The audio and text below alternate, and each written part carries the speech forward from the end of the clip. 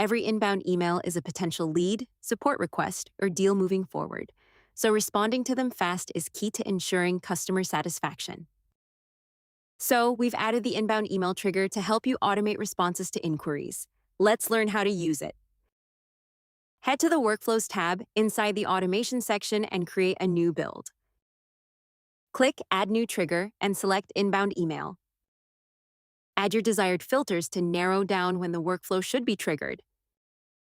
In Advanced Settings, you can toggle Trigger only for new email conversations to exclude replies to existing email threads. This new trigger captures emails the moment they land, helping you automate lead capture, routing, support intake, and follow-up, with dynamic triggering and included custom values to personalize your automation. Now you can start a workflow whenever an inbound email enters your mailbox. Helping you covers cold emails from brand new senders, warm emails from existing contacts, and, if you allow it, replies inside existing threads. We hope you enjoy it.